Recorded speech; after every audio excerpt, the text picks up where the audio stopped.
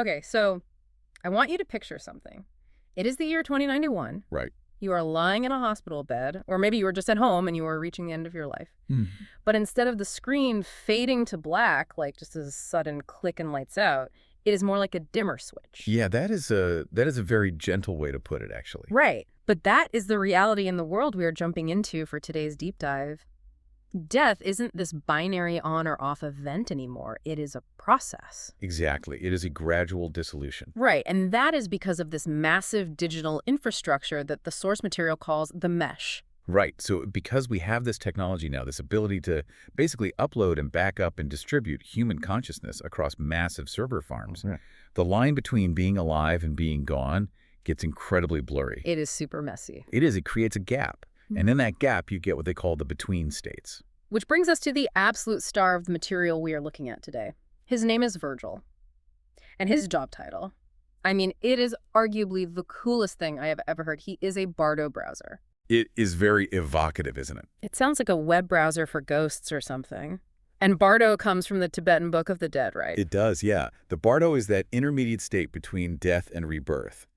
But Virgil isn't some monk or priest. No, he is a tech guy. Exactly. He is essentially an IT technician for the soul. Yeah. His whole job is to navigate these between states, these digital liminal zones, and find fragmented consciousnesses. The ghosts. Right. These are people who have died physically, but they just haven't fully let go of the network yet. So if I am a digital ghost and I am just glitching out in some abandoned server somewhere, Virgil is the guy who comes in to do what exactly? Fix me, delete me. To help you release. Release. Yeah, to help you just let go into the substrate. You can think of him as a psychopomp, like a guide of souls. But instead of prayers, he's using code. That is just wild to think about. It really is. And what is fascinating is today's deep dive isn't just a look at his day job. We are diving into a specific case that basically completely unravels his entire world. Oh, yeah. The inciting incident.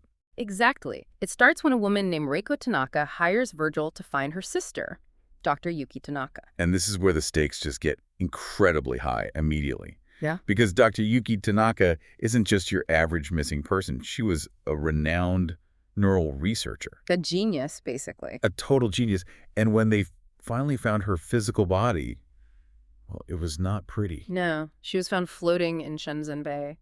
And the report specifically said her neural ports were burned out with irregular precision. Irregular precision. Yeah, that just sounds so nasty. And very intentional. It is very intentional. It suggests she didn't just die, she was targeted. And this sets off what is essentially a massive philosophical thriller. Right, we are not just solving a cyberpunk murder mystery here. No, we are uncovering a huge conspiracy involving this mega corporation called Prometheus Dynamics.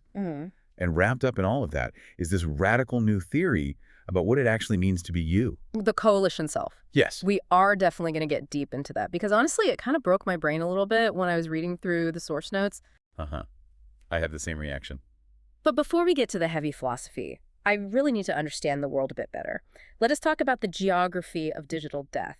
What does this between state actually look like? Well, that really depends on who you are.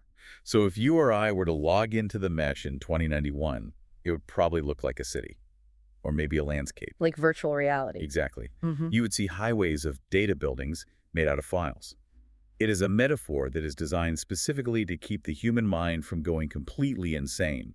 We need spatial references. Right. It is like how we use folders on a computer desktop today. We aren't actually putting paper in a manila folder, but it helps our brains organize the concept. Precisely. But Virgil, he doesn't use the metaphor. It gets deeper. Yeah, he uses these custom deep vision filters. He strips away the buildings and the streets entirely. To him, the mesh just looks like pure relationship and flow. Pure relationship. That sounds incredibly trippy. Like seeing the Matrix code, but instead of green rain, it is what? Energy, really. Connection. He sees the links between things rather than the objects themselves. And doing that allows him to spot the anomalies, the ghosts that are hiding in the cracks. And he does all this from a pretty humble setup, which I love. The description of his office in the sources is so great. It is this converted server closet in a basement, and his desk is literally just a door resting on a couple of sawhorses. It is very noir. It is high-tech function, but a very low-tech aesthetic. Very gritty. Yeah. And he uses this synesthetic incense to get into a trance state. Which, by the way, I need to know if that is going to be a real thing because I could seriously use some focus like that. I think we all could. But where does he actually go to find these people? Because he is not looking in the shiny new corporate servers, right? No, definitely not.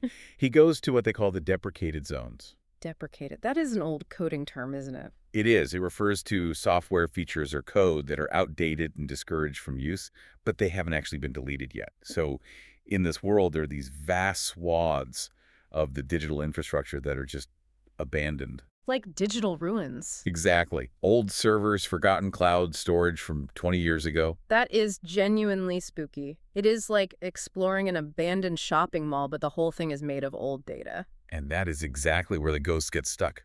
Virgil actually had a mentor, a man named Solomon, who taught him this crucial lesson. He said ghosts exist in the friction. The friction. Yes, they exist in the relationship between what was and what will be. They are stuck in the past, essentially running on hardware that the future has entirely forgotten about. So the environment itself is built on this idea that our technology created accidental afterlives. Like we built this mesh to connect the living, but we completely accidentally created a purgatory for the dead. That is a beautiful and, frankly, terrifying way to put it. Yeah. But yes, these afterlives are messy, they are glitchy, and they are populated by people who are just waiting for permission to finally leave. Which loops us back to Dr. Yuki Tanaka. Because Virgil goes into these deprecated zones to track her down, but he realizes pretty quickly that this is not your standard rescue mission. Not at all. Because he finds out Yuki wasn't just scattered by her murderer. The twist here is that she fragmented herself. Intentionally. Wait, hold on. She split her own soul into pieces on purpose, like right before she died? Yes, she did it to hide. Okay. That sounds incredibly painful and really complicated. Why would anyone do that? What on earth was she hiding that was so important? She was hiding her life's work. She was researching consciousness fragmentation. But here's the thing. Unlike most psychiatrists who view fragmentation like multiple personality disorder or DID as a pathology that needs to be cured, Yuki viewed it as a potential evolution. Oh, wow. This is her entire theory of the coalition self. Okay, let us stop right here for a second because the coalition self is the absolute core nugget of this whole story. What does that actually mean? Because right now, to me, I am mean. I am one person. I have one social security number. I make one single set of terrible decisions. Right, and that right there is the unified self model. It is the model we all live by every day. We assume that I is a singular entity, the captain of the ship, so to speak. But Yuki Tanaka believed that this unified self is actually a tyranny. She called it a dictatorship. A dictatorship. That is a strong word. Think about it, though. How often do you fight with yourself? Part of you really wants to go to the gym, but another part of you desperately wants to stay home and eat pizza. Part of you wants to save money, and part of you wants to buy that new gadget. Yeah, and usually the pizza side wins my internal battles, but I definitely get your point. It is a constant tug of war. So Yuki asked, what if it didn't have to be a battle? What if those different desires aren't just a lack of discipline, but they are actual valid parts of a complex system? Okay. She believed that true liberation, and frankly higher efficiency, comes from decolonizing consciousness. Decolonizing consciousness. Yes. Allowing the child, the skeptic, the dreamer, the worker to all exist as a coalition rather than crushing them under one unified eye. So instead of a dictator constantly suppressing dissent, you have what, like a parliament? It's exactly like a parliament, a table where everyone gets a vote. Nah. She argued that if you let the skeptic just be a skeptic, it becomes incredible at critical thinking because it doesn't have to constantly worry about hurting the dreamer's feelings. You let the part specialize. That honestly sounds surprisingly healthy. But also, looking at the bigger picture, I can totally see why a corporate overlord might absolutely hate that idea. If I am super comfortable being messy and multiple FOC, I am probably way harder to sell things to. You hit the nail right on the head. Yeah. And that is where Prometheus dynamics enters the picture. The architects. The bad guys. The antagonists, certainly. Prometheus dynamics is in the business of selling immortality. But specifically, they sell continuity. Continuity. Right? Their whole marketing promise is that you can be a river forever. You can keep flowing, keep being the singular unified with you, even long after physical death. So it is basically upload yourself and live forever as the CEO of your own life? Precisely. But Yuki's research basically proves that the river eventually has to hit the ocean. She proved that dissolution is home, that letting go and merging with the substrate, becoming part of the whole, is actually the natural, healthy end state of consciousness. And if that truth gets out? Prometheus dynamics goes bankrupt overnight. Wow. Their entire business model completely relies on the fear of death, or specifically the fear of losing yourself. If Yuki proves that losing yourself is actually this blissful, natural release, nobody's going to buy their product. So they kill her. They burn her neural ports out to scrub her research. But they obviously didn't count on a Bardo Browser like Virgil finding the scattered pieces of her mind. Exactly. And this is exactly where the source material shifts gears from a detective mystery to a full-on action thriller. Because Virgil is suddenly being hunted. Right. Prometheus has these hunter-killer algorithms just relentlessly scrubbing the mesh looking for him. And how does a guy sitting in a basement with a door for a desk fight a megacorp that has infinite resources? He evolves. He realizes that to survive the hunt, he actually has to apply Yuki's theory to himself. Wait, he fractures himself? He does. Because Prometheus's surveillance systems are scanning for coherent individuals. They are looking for a unified pattern, a single recognizable signal. So to become invisible, Virgil uses Yuki's protocols to split his own consciousness. That is insane. So he deliberately induces a split personality. That sounds way more like a psychotic break than a tactical upgrade. How does he even function like that? It is so fascinating how it is described. The source material details the specific shard he becomes. He doesn't just shatter into random crazy pieces. He organizes himself. Okay, so what are the pieces? He creates the worker who is completely methodical, emotionless, and just handles the tech.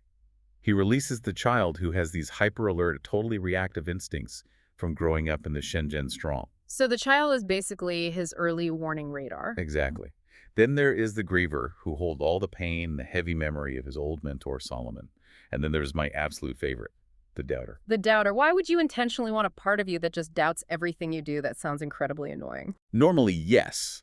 But in a high-stakes investigation, it is invaluable. The doubter checks the work. The doubter completely prevents tunnel vision. While the other parts are charging forward, the doubter is the one quietly asking, wait, is this a trap? Oh, that is brilliant. And because they are split up? They can process everything in parallel. Uh-oh. He physically distributes his body across 7 different proxy locations. So his mind is running 7 completely different threads at once. Yeah. And he actually discovers that he is more effective and more capable when he finally stops forcing himself to be one single Virgil. He becomes a swarm, basically. A swarm of one. That is incredibly cool. So Virgil is now a coalition.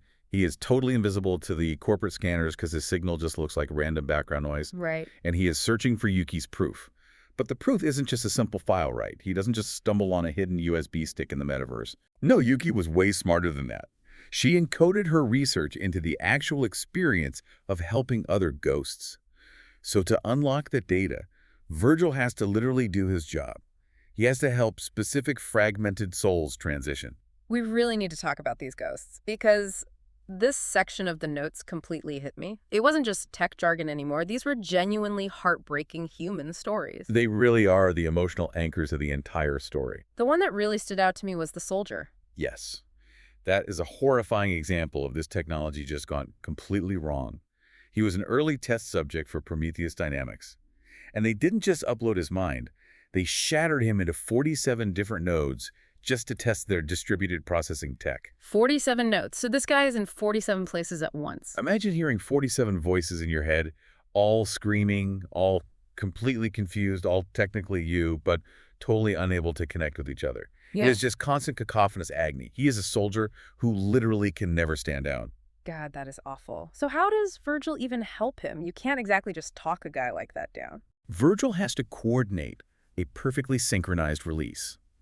He has to get all 47 parts of the soldier to agree to let go at the exact same millisecond. Which is impossible for a normal person. Right. It requires a level of empathy and timing that a unified person probably could never manage. But because Virgil is a coalition now... He can be in 47 places, too. Exactly. He can comfort all of them simultaneously. That is beautiful. And then there's the child ghost. A different child, not Virgil's fragment. Right. A little girl who is stuck in this pixelated, looping forest simulation. She has been trapped there for 30 years, just waiting for an experiment to end. She is basically just hiding. 30 years stuck in a loop. And she is completely terrified. If Virgil tries to force her out, she will just dig in deeper. So he doesn't fight her. He just enters the simulation and sits on a pixelated sump. He just sits there. For hours, maybe even days in simulation time, just waiting until she finally feels safe enough to approach him. It is such a stark contrast to the soldier. One requires this high-speed tactical synchronization, and the other just needs infinite patience. Exactly. And then there's the philosopher. Oh, right, the academic? Yes, an uploaded academic who is just endlessly lecturing to completely empty virtual rooms. That one is so sad in a very specific way. It is. He realizes that by uploading himself, he perfectly preserved the examination of life, but he completely lost the actual life itself. Virgil has to help him accept that the lecture is over. And let's not forget the hacker, the teenager who is holding on to all this rage about a system failure 13 years ago that killed her family. Right. She thinks that if she lets go of the anger, she is somehow admitting that the injustice didn't matter. Which is such a deeply human feeling. Like, if I stop grieving, I am betraying the people I lost. Virgil has to carefully teach her that the injustice still matters, even if she stops actively suffering over it. That she can release the pain without erasing the truth of what happened. And as he frees each of these incredibly sad cases, He gathers the data. Each ghost releases a key upon transition. And these keys eventually unlock Yuki's final location. But it also leads Virgil directly to the source. the ocean, the substrate itself. Yes, the foundational code of the universe. And being there confirms to Virgil that Yuki is actually already there. She's already dissolved into the infrastructure itself. So she isn't gone, she has just become part of the weather. Precisely. But Prometheus Dynamics isn't just sitting back watching this happen. They are completely panicked at this point. They literally start burning down the between states to stop him. Complete scorched earth tactics. They are deleting entire servers, wiping ancient archives. They would literally rather destroy the history of the digital world than let Yuki's truth get out. So we arrive at the climax. Virgil is cornered. The digital world is literally burning down around him. How does he actually win this? Does he get into a cyber fistfight with the CEO? No, a fistfight wouldn't solve anything philosophically here. Yuki's final fragment, the one holding the core research, decides to just stop running. She realizes that the only true way to beat Prometheus is to give their product away for free. Wait, what does that mean? Give it away. She releases a transmission, but it is not a research paper. It is not some long manifesto. It is a feeling. A feeling. How do you transmit a feeling? For exactly 3 seconds, she hijacks the global mesh protocols. Wow. Every single connected consciousness, every human with a neural link, every AI, every uploaded ghost, they all feel exactly what Yuki felt. And what was that? The profound joy of being multiple. And the absolute total safety of dissolution. So for 3 whole seconds, nobody on Earth is afraid of dying. Correct. They feel the ocean. They feel that it is warm and it is welcoming and it is absolutely not the end. It's just a change of state. That changes literally everything. You can't unfeel something like that. Exactly. It is an experience, not a debate. You can argue with a scientific paper all day long, but you can't argue with the vivid memory of total peace. And in those 3 seconds, Prometheus Dynamics is finished. Because absolutely nobody needs their continuity product anymore. Right, who would pay a fortune to be trapped in a frozen river forever when they have felt the ocean and they know firsthand that it is okay. Their stock completely collapses. The massive conspiracy crumbles not because of a lawsuit or an explosion, but just because they became entirely irrelevant. That is honestly such a powerful way to resolve a conflict. You don't blow up the enemy, you just make them obsolete. And you change the entire culture instantly. The fear is just gone. So let us get to the aftermath of all this. Reiko, the sister who started this whole investigation, she gets her closure. She knows Yuki wasn't afraid at the end. But I really want to talk about Virgil. The story ends. The corporate war is over. Does he go back to being just unified Virgil? No, he doesn't. And I think this is arguably the most poignant part of his character arc. Virgil actively chooses not to reintegrate. He stays a coalition permanently. He does. He keeps the child, the worker, the doubter, and the griever as completely distinct voices. He realizes that the unified self he had before was really just a habit. It was a mask he wore for society. And he actually prefers the collaboration. He finds it much more honest. He is happier as a we than as an I. He is. He is never lonely, and he is never stagnant. You know, this whole concept, it is obviously heavy sci-fi. We don't have neural ports. I can't physically split my mind into a worker to do my taxes while the child plays video games, though, man, I really wish I could. It would be incredibly useful. But there's something really sticky and profound about this idea, this challenge to the unified self. I agree. I think it really challenges how we view our own mental health and our internal conflicts today. We all grow up being told to get it together, to be consistent, to have one brand, one personality. The classic be yourself advice, but it begs the question, which self? Exactly. Yuki's theory suggests That maybe the internal conflict isn't a bug at all, it is a feature. Maybe the part of you that is terrified and the part of you that is brave are both completely legitimate. Maybe trying to violently silence one just to satisfy the other is actually a form of internal self-harm. It is essentially asking us to stop performing unity and start actually managing the collaboration. Which leaves us with a really provocative question to end on. Is what we call just a performance? Is it just a convenient story we tell so we make sense to other people? And if we stop telling that story, who or what might we actually be? We might just be a coalition waiting to happen. Or maybe we already are, and we are just the only ones who haven't noticed yet. That is exactly the thought that keeps me up at night now. Well, on that existential bombshell, we are going to wrap up this deep dive into the Bardo Browser. It is a story about death, yes. But really, when you get down to it, it is a story about the deep complexity of being alive. And the courage it takes to finally let yourself fall apart. Thanks for joining us in the Between States today. We will see you on the next deep dive.